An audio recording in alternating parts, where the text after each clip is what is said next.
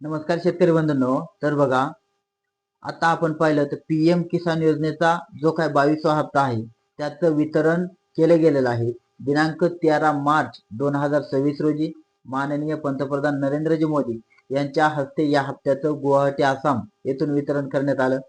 आता हा त्यांचा 22वा हप्ता होता. केंद्र शासनाच्या धर्तीवरच नमो शेतकरी महासन्मान योजना म्हणून केंद्र शासनाच्या धर्तीवर त्यांचं पीएमचं 6,000 आणि राज्य सरकार देखील आपलं नमो शेतकरी महासन्मान योजनेच्या नावाने शेतकऱ्यांना 6,000 रुपये देत होतं.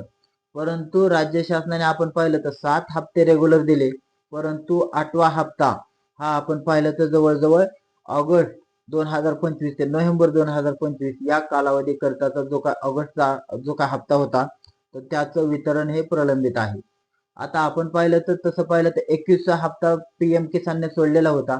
त्याच 21व्या हप्त्याच्या लागोलाग त्यांनी हा 8वा हप्ता सोडायला पाहिजे होता, परंतु काही कारणामुळे या हप्त्याचं वितरण झालेलं नव्हतं. आणि त्याच संदर्भात दिनांक 16 मार्च 2026 रोजी राज्य शासनाने एक अत्यंत महत्वाचा असा जी आर काढलेला आहे आणि त्यासाठी जवळजवळ 1774 कोटी रुपयांचा निधीला वितरणाला मान्यता दिलेली आहे. आणि लवकरच जे काही नमो शेतकरी महासन्मान योजनेचे पात्र लाभार्थी आहेत त्यांना या हप्त्याचं वितरण येत्या 2 ते 3 दिवसामध्ये केलं जाणार आहे. आता यासाठी पात्र कोण असणार आहे? जे शेतकरी पीएम किसान योजनेच्या 21व्या हप्त्याचे लाभार्थी असतील त्याच शेतकऱ्यांना नमो शेतकरी महासन्मान योजनेचा हप्ता आताचा 8वा भेटणार आहे.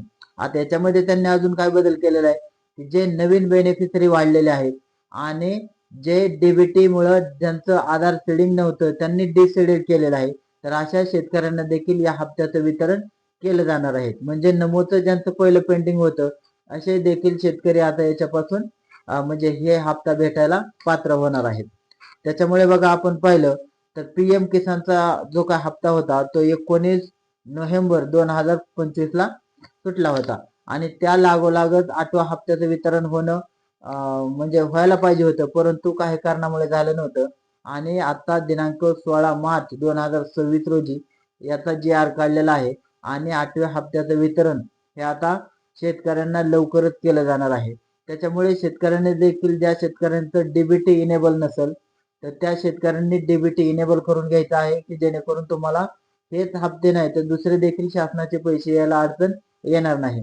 त्यानंतर बघा आपण पाहिलं तर 21व्या हप्त्यासाठी ज्यांचं एफटीओ जनरेट झालेलं होतं त्याच शेतकऱ्यांना नमो शेतकरी महासन्मान योजनेचा हप्ता भेटणार आहे. त्याच्यामुळे आणि याच्यामध्ये त्यांनी वाढ काय केलेली आहे की ज्यांचं काही नवीन बेनिफिशरी असतील त्यांचं मंजूर केलेलं आहे आणि त्यांना 21वा हप्ता सुटलेला आहे. तर असे जे नवीन 21व्या हप्त्यासाठी पात्र आहेत तेच नमो शेतकरीच्या 8व्या हप्त्यासाठी पात्र आहेत. आणि त्यानंतर काय झालेलं होतं बघा की बऱ्याच शेतकऱ्यांचं आधार सीडिंग नसल्यामुळे डीबीटी म्हणजे डायरेक्ट बेनिफिट ट्रान्सफर हे इनेबल नसल्यामुळे त्यांचे पैसे अडकून पडलेले होते आणि त्यांनी ते पैसे अडकून पडल्यानंतर इनेबल केलं.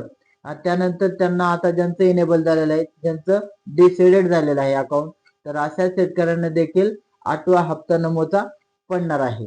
त्याच्यामुळे शेतकऱ्यांना आता अजूनही जर कोणाचा डीबीटी इनेबल नसेल तर तुम्ही डीबीटी इनेबल करून घ्यायचं आहे की जेणेकरून तुम्हाला हप्ता यायला किंवा हप्ता वितरण करण्याला कोणतीही अडचण येणार नाही. धन्यवाद.